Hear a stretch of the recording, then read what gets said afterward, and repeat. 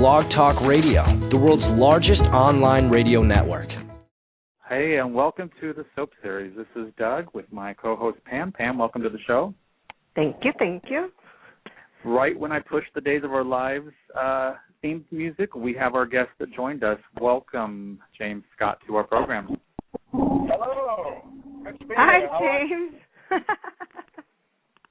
I made it exactly on time. I'm glad to be here. Oh, thank you for coming. Lauren said that since she was your on-screen stepmommy dearest, that she would make sure that you called on time. Yes. We were working together just a few minutes ago, so I was reminded several times today not to be late, and she reinforced how fantastic the show was and how wonderful all of you were, so I'm very excited. Thank you so much. Well, thank you so much. We're very honored to have this opportunity with you. The fans are really what drives our show. We always ask the fans who they want, and we've been looking for a way to get a hold of you, and we had Lauren on a few weeks ago, and she was a wonderful guest, and she said, well, I will talk to James and see if he can come on the show. And I said, oh, thank you so much. The fans would love it. You have a lot of people listening in tonight, so your fans are really excited. Good. Well, I'm excited to be here. I think I mentioned this to you earlier. I have to put until about 6:45, not quite the whole hour, but unfortunately I have a work dinner that's going to be just before 7. So. That's okay. We understand. Yeah. No problem. So, how was your day of filming today? My day of filming was wonderful. I was working with Lauren Koslow, somebody who I adore and do not work nearly enough with, in my opinion. I wish they wrote more scenes. For EJ and Kate, I think we have a lot of chemistry. I think we have a lot of fun. I know Lauren is, one of my favorite actors to work with. So today was wonderful for that very reason. Well, I know I wouldn't mind seeing it because I love Lauren as well, and I think you two do have great chemistry together. Me too. It's a little bit complicated because she's married to my father, but Yeah. we have chemistry in other ways as well. Right. Well, actually, now that we found out that he's not your father, it might not be so rough. That is very true. I wasn't quite sure where you were in terms of the air show, so maybe you could refresh me as to what exactly is airing, just to recap me as to where you are, and also have to make sure that I don't give any information away. Right. Yeah. Well, this was the big week for Will came out to Sammy and to Lucas, and we just had the scenes on Wednesday where your character already knew that Will was gay, and you're dealing with Sammy on her selfish reaction to blaming herself for her son being gay. So that's what happened as of Wednesday. I see. And what is the general response to those two? They're pretty big pieces of information in terms of the direction of the show for quite a while. Mm-hmm. What is the response to those? I'm curious. Well, first off, Sammy is always going to be Sammy. She always makes everything about herself. So, but the fans are loving Chandler and his interpretation of this storyline, which is a great storyline. I think it's very exciting to see Days of Our Lives tackle this topic. It's not been done real well on daytime over the course of history, and now we got Bold and the Beautiful, who just started a lesbian storyline this week as well. So, I mean, it's a good topic for people to watch, and I think Chandler has done a great job by maybe helping other people who are dealing with the same topics in their own lives, and it's been really great. And then your chemistry with Chandler as well is wonderful. So many people love the interaction between EJ and Will as well. I have to say, I'm a huge fan of working with Chandler Massey. He's one of the most talented young actors I've ever had the pleasure of working with. And the way that they've written the relationship between EJ and Will, I've really enjoyed. It's a sort of dysfunctional mentor-mentee, father-son relationship. I think that in a strange way, EJ is the sort of missing father figure for William, who he seems to identify with, respect in some ways. And then you have EJ, who sees himself in this bad, to a certain degree. And I think he also has a lot of empathy for what William's going through, and likes him. Just really likes this kid. I like it a lot. I'm glad that you had kind things to say about it, because it's been one of my favorite storylines over the last few months. Yes. And Pam, what are your thoughts about the storyline and such? Well, I love it. I love that you blackmail each other, you and and Chandler, and you're sort of like a father figure to him, but also like a big brother, since he already has a dad. And you're standing by Sammy. I just love the whole storyline. I think it's great for the public to see. I think it's something phenomenal for Days to do. Well, thank you. And I have to say, I think the storyline about him struggling and coming to terms with his sexuality has been one of the best-written storylines that we've had on the show in a long time. And he is just phenomenal. I mean, he's just an incredible actor. I don't know that he will win the Emmy this year, but I don't think there's anyone more deserving. Yes, I totally agree. If I was on that committee, I would be right up there with them, because he's really. I'm actually a new old fan of the show. I used to watch the show in the 90s, and then I recently, when I saw about the storyline coming on, I wanted to see how Days was going to tackle it. And in my opinion, you and Chandler carry the show. You guys make the show, and if you guys weren't on it, it wouldn't be nearly as entertaining, because you bring a different dynamic.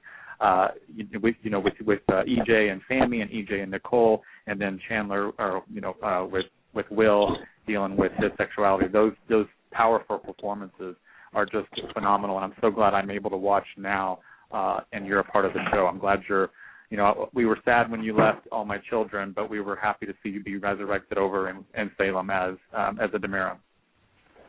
Well, I'm very happy to be at the show. I enjoy it a tremendous amount. Great pleasure. So in your opinion, who do you think EJ's real love is? Do you think it's Sammy, or do you think it's Nicole, or is it someone that EJ hasn't probably even met yet? Well, that's a very difficult question. I think that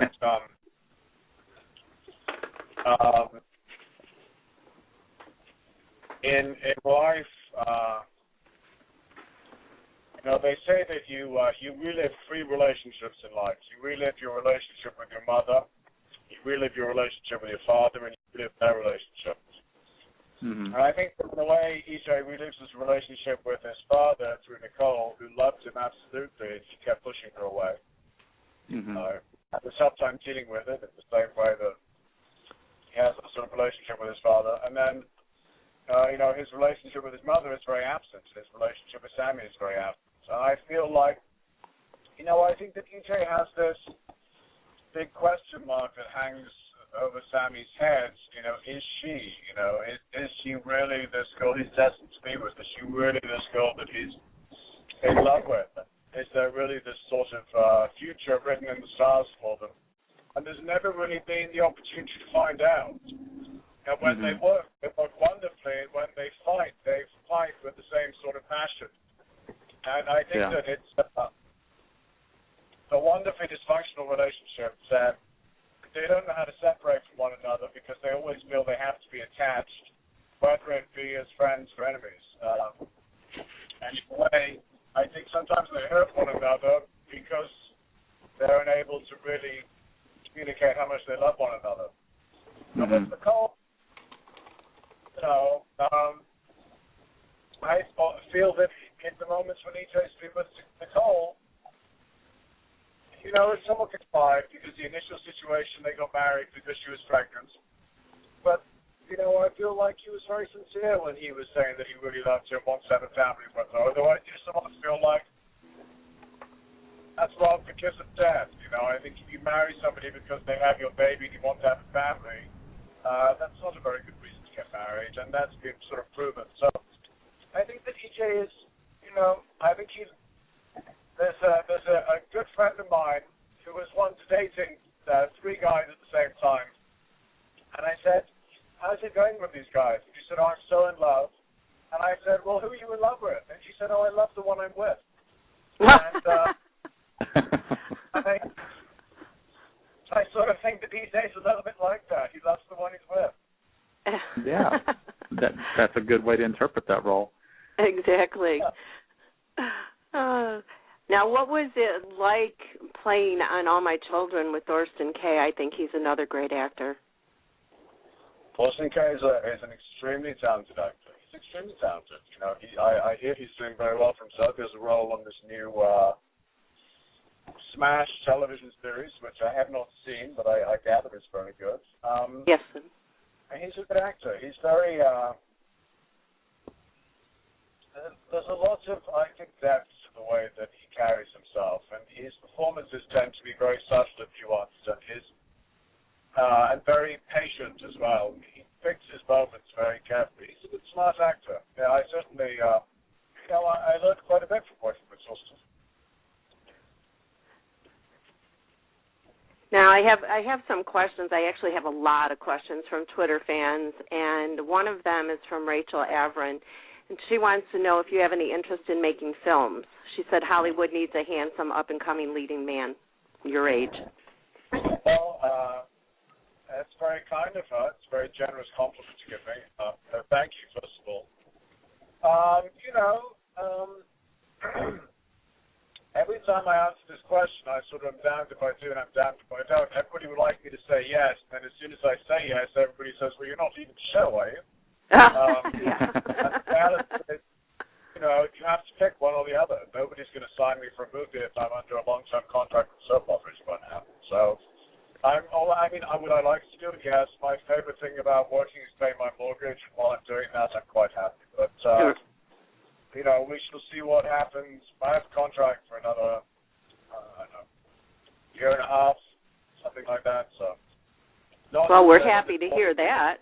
Yeah, no, I'm happy. I love my job. I'm very happy working where I work. Can be a little kooky some days, but that's all part and parcel of being on a daytime show. Now, what's the difference between working on an American soap and working on a British soap like EastEnders? They're very different. Soap operas are very representative of the culture in which they are developed. So, I would say America is a very aspirational country. It's a country that's sort of built on this premise of achievement and dream, this ability to be able to, for everybody to be able to rise up through the system, attain success financially, politically, socially, however it may be. It's a much more capital-driven economy than in England. There's much more, I think, emphasis placed on the accumulation of money in this country. And those values you see in the show itself. You have, this show is made up, as many of the soap operas are, of communities who have a lot of money, where the success is sort of, a barometer of that success is their wealth, and they run companies, and they're powerful, and they have jets, and they have all these other things, and it's sort of escapism. The audience watches these shows because that's not reality for the people of this country. And they watch these shows to escape reality. And the storylines themselves are all the same. American storylines move much more quickly. I think that they're very differently produced. Their audience is, of course, massively smaller. You have a show, soap opera in America maybe gets 4, 5, 6 million viewers a day for an hour show.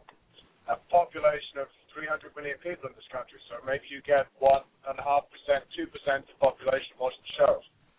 England is a country of 60 million people. Number one rated soap opera out there gets between 10 and 20 million viewers. That's between 1 in 6 and 1 in 3 in the country. So, right. Yeah, I know it's a bigger audience in England. I have a few friends out there, and I know they tell me they watch them all the time. It's very different. Now, they also have, so to look at the comparison between the two, England, like America, is a predominantly working-class country to a significant extent, but they don't have the same sort of aspirational culture that you have here. And consequently, their shows, all of them, are based around working-class, everyday communities, blue-collar communities. These are people who are struggling to get by day to day, who are having to deal with the realities of life, as most people in America know them. And the audience connects to the show by the show having characters that resonate with them directly, that they can relate to. Whereas in America, this sort of escapism, which is what the genre really personifies, is not characters they can relate to, but characters they can escape to. Right. I think it is very representative of the differences between the two cultures to a very significant degree. So the type of entertainment, the way in which it's communicated, the dialogue, the beats, the whole thing is representative of a number of things. And of course, they're representative of values as well. A soap opera represents the values of their society. So American soap opera values, if you do something wrong, you get caught. Right. Shooting on your foot is wrong, you get caught, there are consequences. Murder is wrong, you get caught, there are consequences. Obviously, those are obvious ones, and they're similar between the two countries, but there are subtle, more nuanced values that are different, and you get to see those at the shows as well. It's interesting culturally as well. We're talking today about doing a gay storyline on the show. Well, it was 31 years ago in England that EastEnders did the first story about a character who had HIV. This was in the 80s. Wow. It was when AIDS was only killing homosexuals in San Francisco, and it was the plague of, all these ridiculous notions all these complete, idiots had. Right. And they not only did a storyline about HIV, but they did it about a heterosexual man.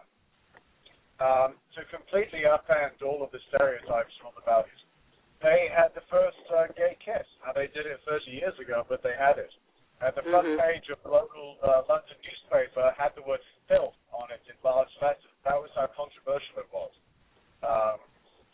So, culturally in England, some of these issues that you're tackling now in the mainstream, in Europe, they were dealing with these things many, many years ahead. I think in terms of social values, there's a big disparity. America is massively, massively more conservative, massively more. And that's represented in the soap operas. I guess that's what makes us all different, Yeah. I'm not saying one's better than the other, but they are. Right, yeah.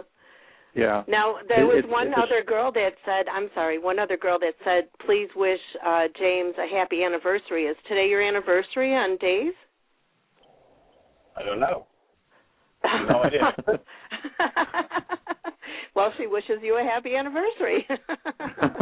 No, I have no idea what that stuff. Okay. I think it was around this time.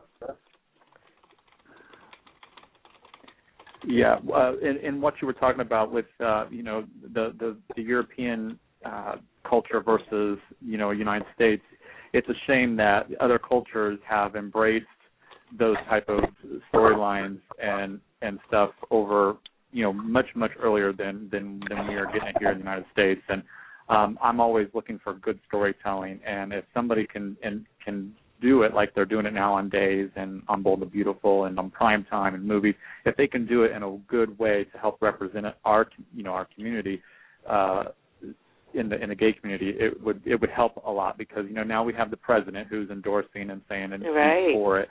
So I mean we're heading in the right direction with that. It's just I wish everybody can just leave well alone and let everybody be happy, because you only live once. That's my thing. I mean, but exactly. Unfortunately we can't do that. Yeah, I mean, America's, I think, a much more socially conscious country, but also, unfortunately, the politicians would much rather that you cared about two men living together and getting married, that you care about their economic or their foreign policy, or that you look into it in any detail, because nobody wants that kind of scrutiny. So they come up with these social issues that distract the electorate on issues that are really a non-entity to any significant degree. I mean, if you live in a state and they suddenly make gay marriage illegal, it's not going to, the world's not going to come to an end. It's really not going to have that much impact on your life in a negative way. They have positive impact on lots of people's lives. So they're sort of, it's to everybody's advantage to polarize people along silly things. Anyway. Yeah. A minute ago, when you were talking, when Pam brought up All My Children, someone on Twitter named Mark H. So asked if his AMC character's arc ended early, if you were glad it ended early, and do you have any positive nostalgia from the time on All My Children? Could you repeat the question? I'm sorry, I didn't quite hear it. Oh, he says, in retrospect, are you glad your AMC character's arc ended early, or do you have any positive nostalgia? I love being on the show, and they couldn't have killed me off at a better time. I mean, I would have liked to have stayed, but I left, and 2 weeks later, somebody offered me a phone call to move back to Los Angeles, which is where I prefer living, and they were going to pay me twice as much money. So it didn't work out too badly. Didn't work out too badly for me. Though at the time, obviously, you don't necessarily see that. I had very good experiences. It was my first show. It's a network-run show. It's very well run. They have very talented actors. And I was thrown in to work with Alicia Minshew and Torsten Kay, who were extremely talented actors. Right. And into a big storyline. And it was a great way to learn about the genre and also to train as an actor. And it was an absolute pleasure. I mean, I really had very little but fantastic things to say about my experience. There were a lovely cast, fantastic crew. And I think it's a great shame that they were cancelled. I also sort of feel, unfortunately, it's rather unnecessary. They were cancelled, but, I don't make the decisions.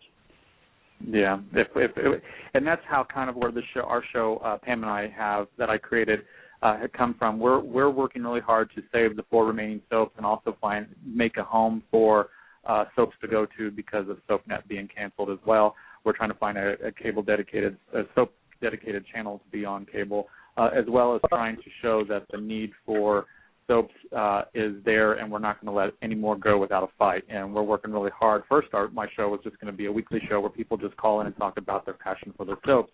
And then I thought, well, let me see if I can reach out to the cast members of all these different soaps, past and present, both the canceled ones and the ones that are still on the air. And since I've done that, we've been booked 4 nights a week for the last few months, and we're approaching our 6-month anniversary already. And there's people that are, as Lauren has done, to get you. There's talk on sets about what we're doing. So Pam and I are working really hard to help protect your future and our future as fans, because we need this place of Soap World, because we use it as a therapy, and you guys are like a family to us. We look forward to seeing you every single day, and if we lose another soap, it's just going to just destroy so many more people who are fans. We're working really hard to do it. So that's sort of a little backstory. Well, I appreciate that.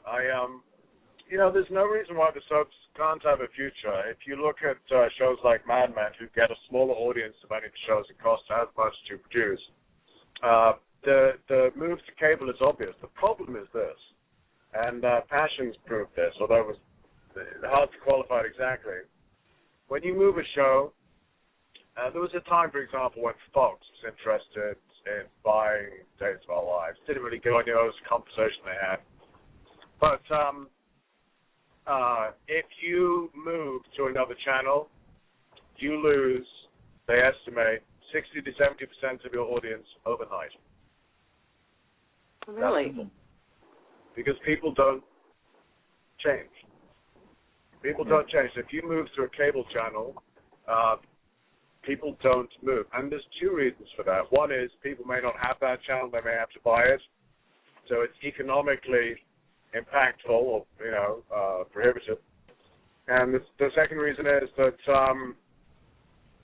it is, a lot of people, they say the majority of people who watch soap operas have that television on that channel for between 4 and 6 hours a day. And that means they're watching programming. So if you're on CBS, you're watching The Price is Right, Young and the Restless, Bold, the Beautiful, and whatever's on after that. You just get used to all of those channels in that order, and that's what you watch. And that's a very significant part of the audience. And if you could move the genres to another medium, and cable is much less expensive than network television, the licensing fee is much less for those. If you could move it over, and you could move the audience, then the shows would be in a very strong position. But typically what's being determined is that the audience does not move.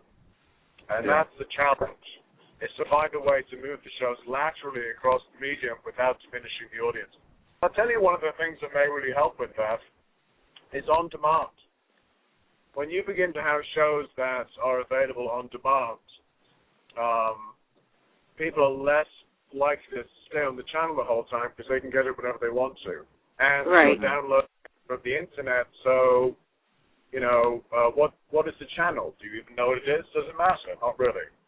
Right. So, it's an interesting time for media at the moment, and I think there are potential platforms for soap opera which maybe don't exist or haven't become very prominent yet, but, there are opportunities for them. Prospect Park, I'm sure you're familiar with, is trying to do something. Oh, yes. Well, I think they were somewhat overambitious in trying to make a play with those two shows, and I feel that, if you're going to take a soap opera, it's going off the air and pick it up and put it on online, your first show has to be the day after its last show. You can't wait 6 months to do it, and they seem to have some production issues and other things, and,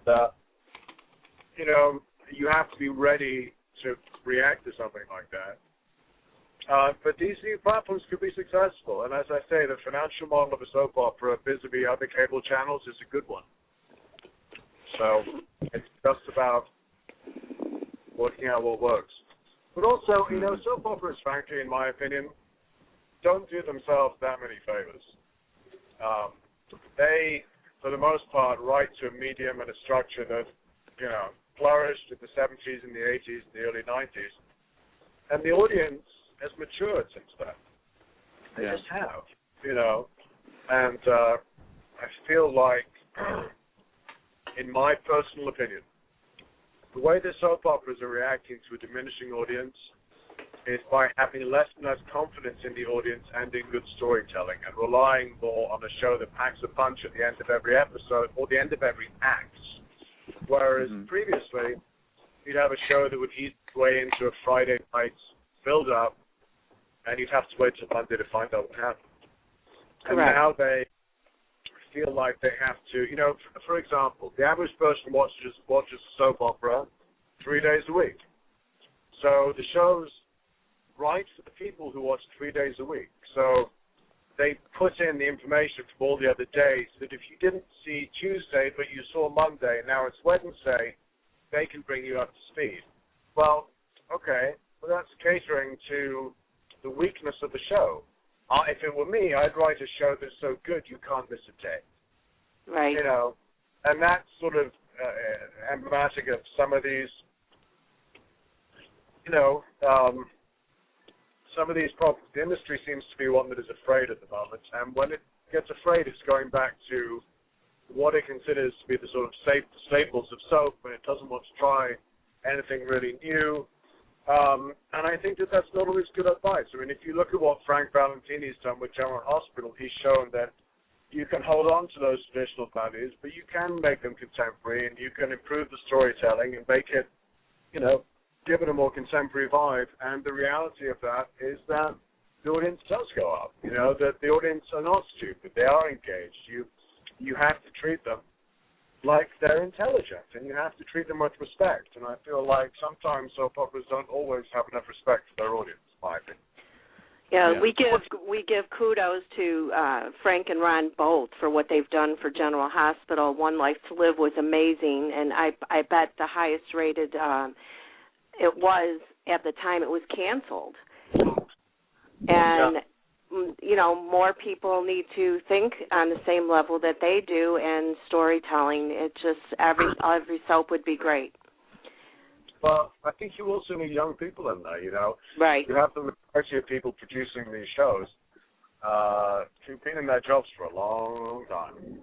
Right. And how can you have a fresh eye without a fresh perspective? Exactly. I'm probably not going to win any friends by saying this. No. We're right there with you. Yeah. But I feel it's true. You know, you can't keep. If something's not working, you have to change it. And I feel like, you know, you just need to. You have a big audience. I have an audience that is very loyal, and I feel like now is the time when you need to start making some brave choices, you know. And I think it'll work. Yeah. Frank Valentini has shown that it does. Yeah. What is your opinion on the revolving door of the actors that just came back that are so loved and now all of a sudden they're gone again? On our show? Yes. What is my opinion on that?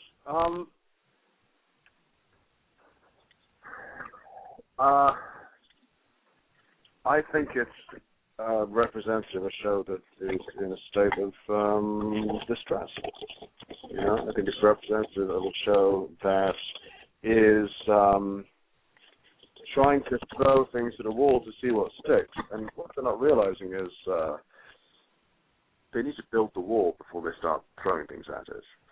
Mm-hmm. And, you know, when you make as many changes as our show has made, how many head writers or executive producers we've been through, I don't know. It's not a sign of strength, it's a sign of weakness, and it's a sign of, you know, dysfunction. And they need to get on top of that, and they need to start being consistent. And, you know, I feel like Gary Tomlin is coming in now as head writer. I like Gary. He knows the show. He knows the characters. I think that he, you know, I think he's somebody who is a very smart choice to bring in as head writer. I was certainly very happy to hear him come in.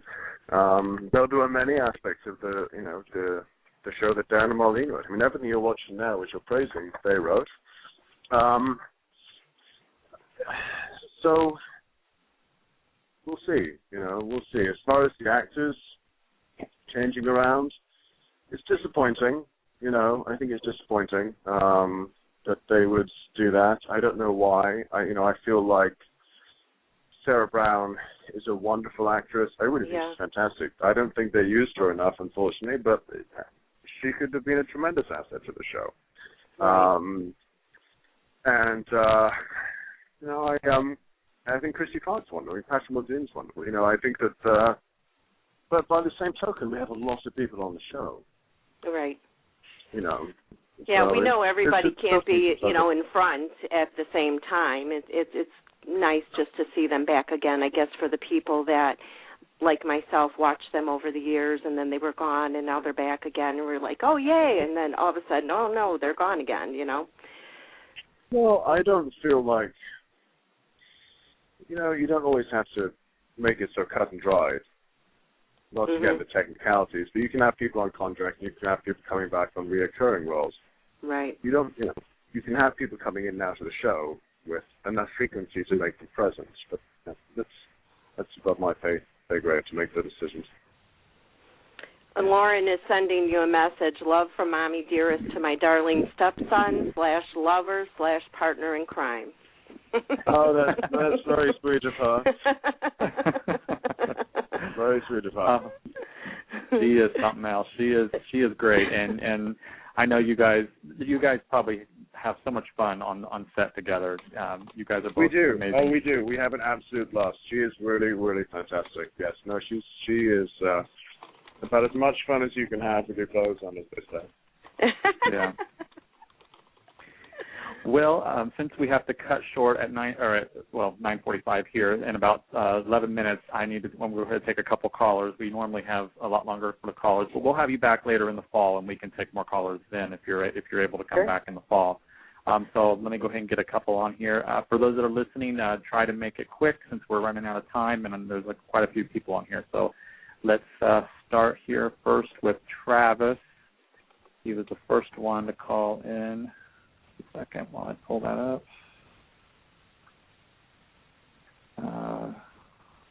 There we go. Travis, you're on with James. Go ahead. Hi, James. Hello, Travis. How are you? Very well. I'm a huge Days fan. Been a fan for many, many years. And I just want to thank you for all you do on the show.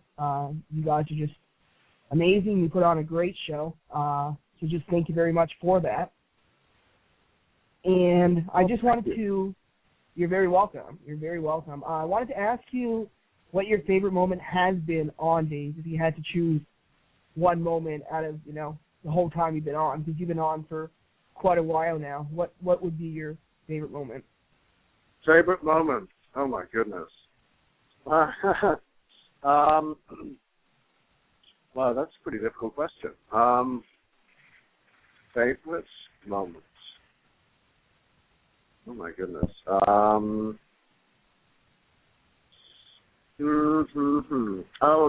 I can't tell you because it hasn't aired yet. Oh, that's frustrating. Goodness. So my second favorite moments we would have to do. There's something coming up with Alison Sweeney and I that is going to be my favorite moments. And we just shot it, so you'll see it in a few weeks. It's a lot of fun. Second favorite awesome. moments? Yeah, it's really good.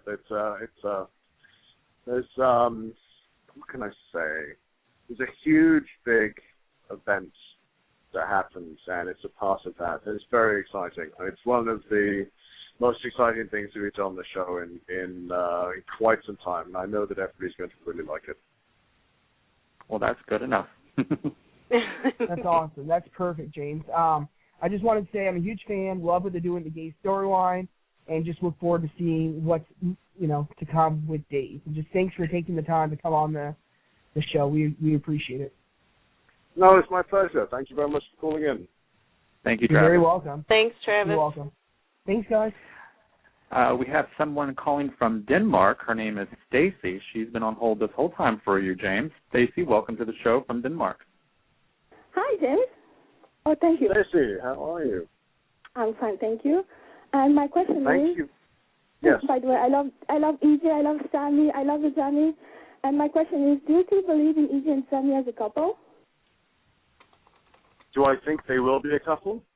No, do you still believe in EJ and Sammy as a couple? Do I believe in them? Yeah. As a couple? Absolutely. Yeah. Absolutely. Oh, my goodness. They have incredible sexual chemistry. And I feel like, this doesn't matter how you splice it and dice it. They are two people who are very, very drawn to one another and feel very connected to one another. And, I have to say, in all the time that I've been on the show, they have never really written that relationship, and I would really like to see them do it at some point because I do feel like it's one that has a lot of potential. So we'll have to wait and see. They seem determined not to write it for whatever reason. But yes, I do think so.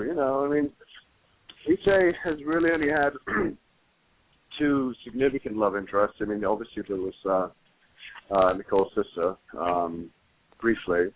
But it goes back to Nicole and Sammy, and I feel that it is very conflicted, but there's certainly the potential for a great relationship with either one of those. Certainly with Samantha as much as Nicole. Thank you. Well, thank you, Stacey, for calling and staying on hold. Bye, James. Thank Bye-bye, you very much dear. for Thank calling. You for calling. All right. Up next is Rose. Rose, you're on with James. Go ahead. Hello. Hello. Hi, Rose. Hi. Hello. How are Rose. you? How are you? I'm very well. Thank you. How are you? I'm doing wonderful, thank you. My biggest question is, what really got you into acting? Was it something you've always wanted to do, and who would be your role model towards that? It wasn't something that I always wanted to do, but it was always something that I felt I would do. If that makes any sense. It's something that I've been. I wanted to do it for a long time. I got into it when I was young, which was a good time. And in terms of a role model, that's a difficult question to answer. I don't know that I've ever really modeled myself I don't know that I've really modeled myself on any one specific actor. It's a good question, though. So how did you get into the acting world? I mean, I decided it was something I wanted to do, so I just started studying. I went to school in England, and then I went to school in California, and before I knew it, I had you were acting. acting. Very lucky. Uh-huh. Very, very good. Very good. And of course, we all love you, and you do such a great job as any character you play. And it's just really great for you to be able to chat with your fans like this. We're very appreciative of it. Oh, it's my pleasure. Thank you very much for calling. Thank you. Rose. Thanks, Rose. All right. Up next is another Pam. Pam, welcome to the show. Thank you very much. Hi, James. How are you? I'm very well, thank you. How are you? Good. I would like to know what's your favorite movie and who's your favorite actor and actress? Favorite movie? What's my favorite movie? Goodness. Favorite movie.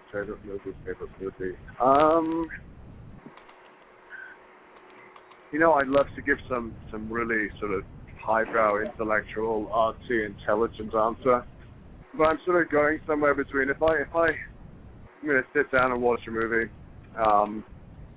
something that I've seen many times, it could be The Goonies, it could be Ghostbusters, it could be Goodfellas. I'm really, I certainly like a pretty diverse range of cinema and film, but in terms of the ones that I watch the most, I watch things that are fairly mindless and entertaining. In terms of an actor and actress, I'd say Helen Mirren, and an actor, Sir McKellen. Very good. I love The Goonies. It was a great movie. It's a great movie. Well, I'll get going, and thank you very much, and I enjoy watching you every day on Days. Wonderful. Thank you. Thank you. Thank you, Pam. Thanks, Pam. Bye. All right. We'll take one last call before we go. Just a second here. This is David from Canada. David, go ahead. You're on with James. Hey, James. How are you doing tonight? I'm very well, thank you, David. How are you? I'm pretty good. I just wanted to say that I'm a really huge fan of yours. And I've been watching you since you came onto the show. And what else? I'm kind of starstruck right now. So. Oh, please don't be silly. Trust me, nobody excited. Right at this very moment, I'm walking around Whole Foods trying to grab some vegetables to throw in the back of the car before I go and get some dinner with some friends. So, you're talking nobody exciting. Trust me. So anyway, I wanted to say one thing and then to ask my question. Like if I were to choose a show for you to guest star in, I would like to see you be on the Game of Thrones. Oh, I like that. That's a wonderful show, and they hire quite a lot of English people, so I would like that very much. Of course. Okay. The question you were going to say something. No, go ahead. You were about to ask a question. Okay. The question I had was, I was wondering, with the English soaps, what's the difference between like the amount of the dialogue that you would do in a day, and the amount of shows you do in a day? Well, that's a good question. The difference in terms of the amount of dialogue, I mean, they're set up fairly differently. First of all, they all last for half an hour, so right off the bat you have a little bit less material, but they, for the most part, don't have any commercial breaks, because the way television in England works, majority of the channels don't have commercials. Oh, really? So, yeah, you pay a licensing fee, That's the BBC television service, which is, I think, about £100 a year. So what's that, £9 a month? So what's that, $12 a month, something like that. And you don't get any commercials. There are some commercial television stations, but I think most of the stuff's on the non-commercial stations. And so that means that our show is 42 minutes, over an hour. So these shows are something like 28 minutes over half an hour. So not a huge difference. In terms of the amount of shows they're shooting a day, I really don't know. I feel they have multiple crews and multiple locations, so they can shoot more. We have one crew in one studio. Also, a lot of their stuff they shoot outdoors. So, this is a very different operation. When you have, I think that they have more in terms of budget to be able to play with than we do. So, I'm not that familiar with it, but my guess would be that they shoot less shows in more time, and that the way that the scripts work is that they are probably a little bit lighter per character and a little bit heavier overall. Wow. Okay. Thanks for taking my call. Thank you. No, it's my pleasure. You, David. Thank you very much for calling in. Thank you, David. Thank you. I can probably take one more caller if you like. I'm actually running a bit late, so. Okay. I can have one more question if you wish. All right. Next one is area code 760. I didn't get your name, but you're on with James. Hi, I'm Jennifer. How are you doing, James? I'm well, Jennifer. How are you? I am doing great. Even better now that I'm talking to you. Well, that's very kind of you. Thank you. Well, you are my favorite character on the show.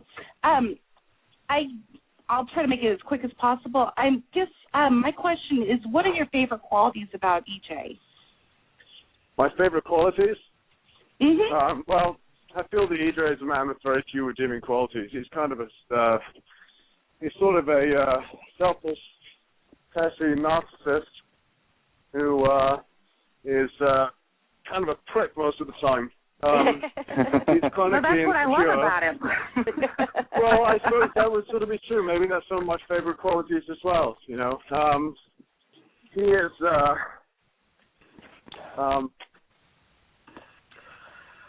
he's certainly somebody who I have fun with him. The nice thing about him as a character is he doesn't really have any boundaries.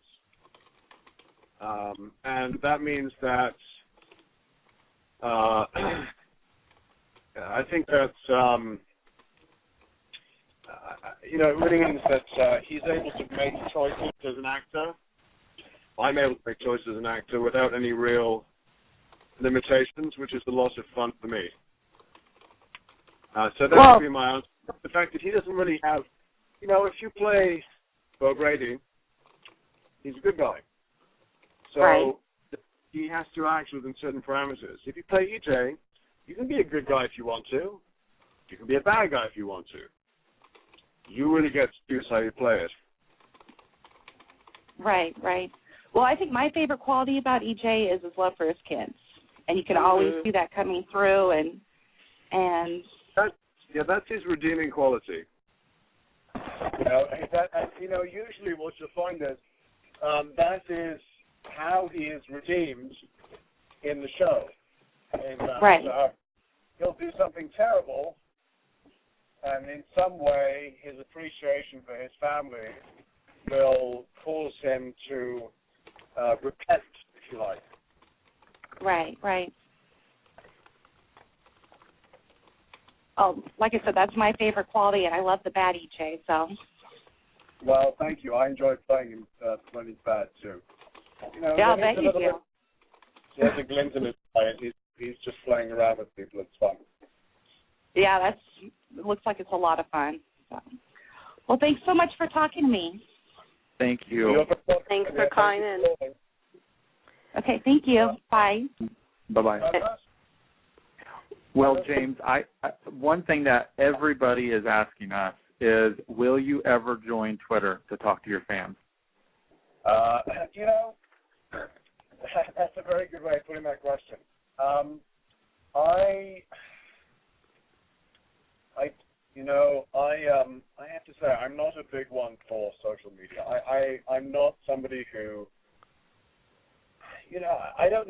much exciting happens in my life that anyone would be really interested in, and I feel like a lot of the information that people put out there on Twitter is fairly innocuous, and I also extremely private, and there's very little in my life that I really care to share with many people, and so I don't really know I can understand. I don't know. I don't really think Twitter's for me. It's just not. And also, can I tell you that I went on Facebook. I'm not on Facebook, but I was for about, maybe I joined for 3 months. I didn't go on there once. I mean, I don't know how people have time to do all this kind of stuff. It's, some people, Alice Sweeney, she's tweeting, and she's Facebooking, and she's blogging, and she has tout that she uses. All of these things. And it's amazing what it does. She connects with so many people. It's really incredible. But I have to say, she's just sort of technically minded like that. I mean, my cell phone doesn't work within 2 miles of my house, and I love it. You can't get hold of me most of the time. I'm not somebody who likes to be that easy to get hold of, and I don't know. I'm just not one of those people who is very sort of, into all that kind of thing.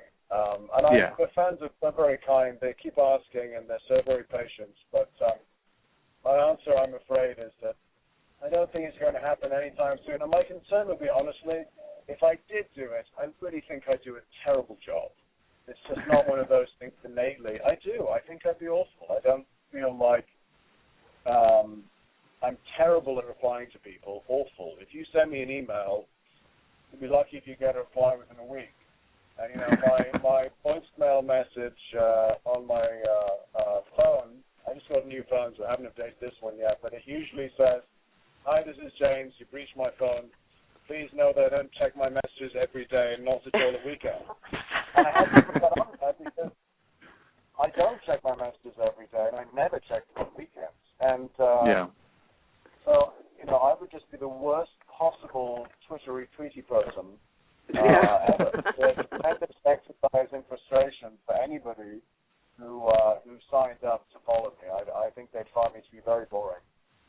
Well, I personally, and a lot of us in the chat room say that we respect your privacy and the lack of interest in it. But I just wanted to let the fans are wanting to be able to do it. And if you ever did do it, you could just leave your tweets to be just to reply once a month. Just to have that connection with your fans if you ever did do it. But otherwise, and a lot of people don't realize this. And I talk to a lot of cast members. They get on it and then they become addicted to it, and then they're on it all the time. Like Alison Sweeney is. Well, I have to be candid with you. I see a lot of celebrities who I have what I think is a very unhealthy relationship with Twitter. And I see a lot of.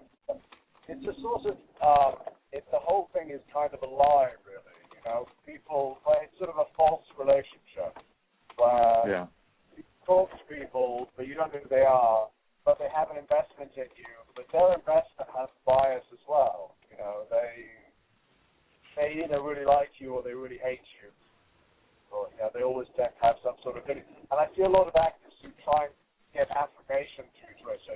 They'll send out something in such a way that people will give them a positive affirmation concerning. And some people I know tweet a lot, and I think it's sort of I actually think it's a little bit dangerous, but I'm sort of a kind of a bar humbug like that. I'm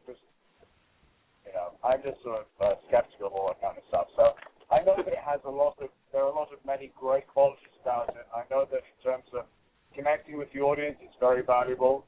I know that it can be a great thing to have if you wish to keep people informed of what's going on in your personal life or your work life, events and promotions and things like that.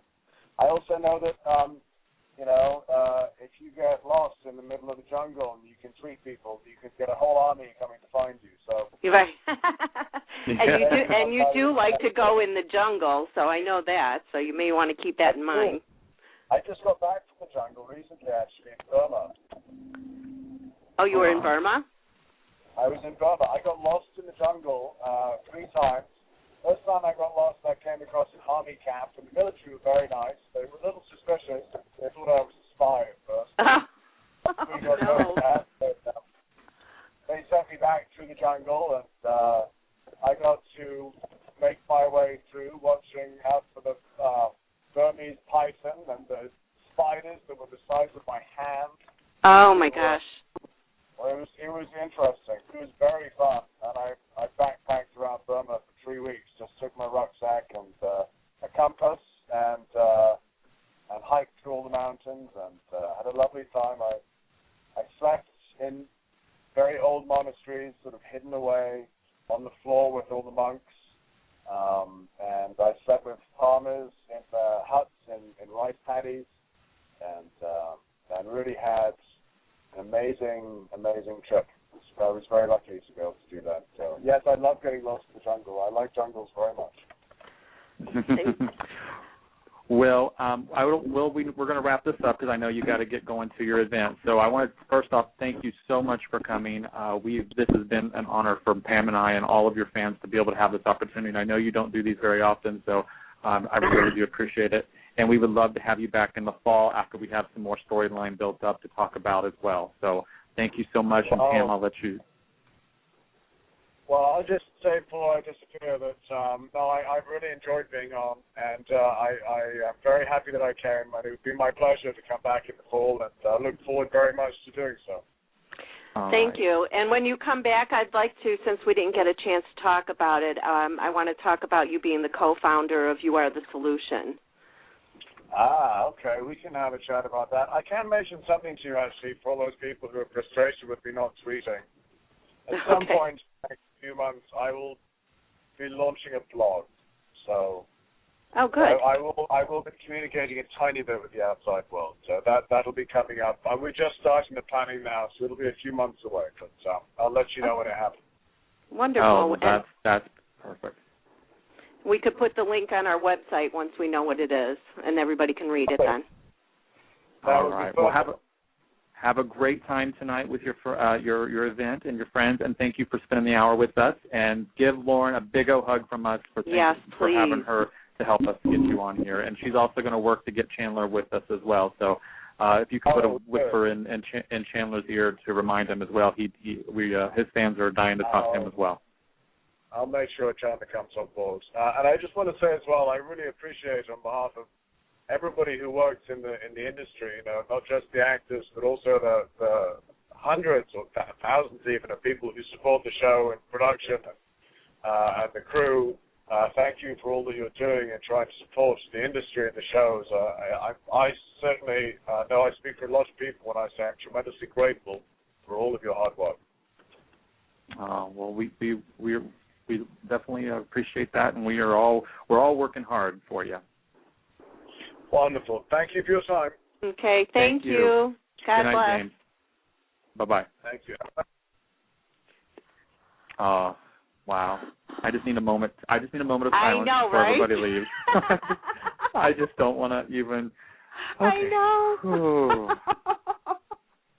Wow. Seriously, I don't even know what I said. I don't know what I said. I don't even know if I asked him any questions. I don't even know what his answers are. This may be the first interview I go back and listen to. I know. I listen to him talk, and some things are in my head, but it's just that voice. Yeah. I mean, you just hear that voice and you kind of go off into dreamland. And not necessarily that you're dreaming about him being naked in front of you. It's just that he has that voice that's hypnotizing. That's what it is. It's hypnotizing. Yeah, it's just mesmerizing, hypnotizing. I don't even know what words they are, but he's just, by far, he is our biggest turnout. I haven't even looked to see how many numbers, but we had up to 116 in the chat room, and the last I really appreciate saw was 119 or 120. Oh, wow, that's just great. So if you guys are still in here listening, keep listening because we're going to have our after show. Pam and I are just having a moment to gather our composure. I need a drink, an alcohol, a shot, or something because, oh, boy, wow, what a pleasure. I'm so thankful to Lauren Koslow, who played EJ Dimera on there, to get him on here. What a God, I can't wait. We got to go to LA and just give her a big old hug. I know. Because this has just been right up there with one of my favorites. I mean, I enjoy all the interviews, but this was one that I was literally sweating bullets as it was approaching. And, I talked to him twice today on the phone, and we were just talking like we've known each other forever. But I was more nervous now having him on the air with you and everybody listening. And it's just, he's just amazing. He's just wonderful. And I have grown to love his character, rewatching Days now, and I just love him, and I'm so glad he was able to spend. Yes, everybody go and tweet Lauren Koslow at Lauren Koslow, Koslow, and tell her thank you so much for bringing James to us. She said nothing but great things to anybody that we want on Days. I'm sure Lauren could help us get, so we really, really appreciate that. She is the reason we got James tonight, and that we're getting Chandler in June. Exactly. We don't have a date yet for Chandler, but we are getting Chandler in June. This seeing all the stuff in the chat room right now just blows me away to hear and see all the stuff you guys are talking about in the chat room. It's so rewarding to know that we bring this. I was able to create this and bring Pam on board. I really wish Joyce, who was my original co-host, was able to be part of some of these shows, because she is what helped started the show as well. Because this is just amazing, and we've had such a great turnout. Like I was telling every guest that we have, we've become quite popular, and we're getting our name on the sets and stuff, and we're getting other actors to help us get actors, and we have another actor on another show who's getting someone huge for us in June. But I can't tell much more about that right now. But there's someone gigantic in the industry joining us in June. I'm very, very excited about. And Pam, you know who I'm talking about. Yes, I do. Yes, I do. And we can't say anything about who it is yet because it's not official, but it's huge. It's beyond comprehension for Pam and I that we could even get this person. So we're very excited about that. But we do have some new people that are going to be joining us in the coming weeks. Yesterday, I got word from Michael Mooney, who plays Adam Newman on Young and the Restless. He will be joining us in mid-July, so about the second or third week in July, we will be able to bring you Michael Mooney finally. We've been waiting about 6 or 7 months, and we're also going to be getting Melody Thomas Scott. We're working on getting a date for her. This has been a long time coming as well. She's very busy with filming and stuff, so we've had to reschedule a couple times. So we're getting Melody Thomas Scott. And also we are getting Laura Lee Bell. She was originally supposed to be on 2 days ago, but she has been rescheduled for June 27th. So June 27th, Laura Lee Bell will be with us. And so that's really exciting. We've booked Nathan Butler, who plays Dr. Ewan Keenan on General Hospital, for June 5th. June 6th, we have almost officially got Colleen Zink on. She played Barbara Ryan on Guiding Light. I'm sorry, As the World Turns. I get those two confused. As the World Turns. So she will be joining us as well on June 6th. And we are working on a lot more people in the future. So we're really, really excited. Since we have a lot of listeners tonight, if you haven't heard of us before and you're seeing us featured on the blogtalk.com, definitely go to the soapseries.com and check out our previous interviews by going to the right-hand side and going to the archives and looking at all the different people that we've interviewed so far since January 3rd. This year, which was our first anniversary or first interview, and also our upcoming schedule. For example, next week we have Old Dog's New Tricks on Monday, which is the casting creator of that with Leon Accord and the crew. And let me say, do not miss Monday's web series. Even if you haven't watched Old Dog's New Tricks yet, I would highly recommend that you watch it. But these guys are a blast. A blast. Yeah. They are the funniest guys that you will ever hear and talk to in your life. So please be here Monday. And if you want to watch it ahead of time, their season 1, go to, Old Dogs, New Tricks, the series? Or you can go to the soapseries.com and go to the right-hand side, scroll down to web series. Yeah. Right. And definitely go and check out there. It's only 5 or 6 episodes, and you can get it done within a half hour, and you'll be caught up, and it's extremely funny. Then Tuesday we have Aaron Spears, who plays Justin Barber on Bold and the Beautiful, very handsome, talented young actor. Then, well, I say young, he's my age, so I mean, I guess young. Then Wednesday we have Ricky Paul Golden, who was on many soap operas, All My Children and Young and Restless and Guiding Light. Guiding Light. Or was it? Yeah, and somebody said something either As the World Turns or Another World. Somebody told me Another the other day. Another World. Another Yes, World. he was on yeah. Another World. I remember watching some videos of him as well. Then by the way, thank you, Brandon, for getting Colleen Zink to come to our show. That's one thing we definitely recommend is, if you guys want somebody on the show, they may miss our tweet invite. So if you tweet them and invite them and tag us in it at the Soap Series on Twitter, then you will be able to, I would love for you to be able to call in and definitely, be part of that show. So then Thursday we have Catherine Hicklin, who most of you know from One Life to Live, and she was married to the Knight Rider guy, David Hasselhoff. I remember that, and then she was Snapper on Young and the Restless back when I was just a little sperm. Yeah, and she was married to Michael E. Knight, my dad from All My Children. Yes. Yeah. And now she's engaged to Debbie Reynolds' son. Ah, very cool. So I'm excited about that. A lot of people are in there talking about we need more Days stars. Well, we've just started inviting Days last month. We've had Ian Buchanan on, we've had Lauren Koslow, we've had Patrick Muldoon, and now we've had our tonight's guest, James Scott. I think that's all we've had so far from I think Days. so too. And we had Jason Cook, who used to be Sean on Days, but he's now leaving his role in General Hospital.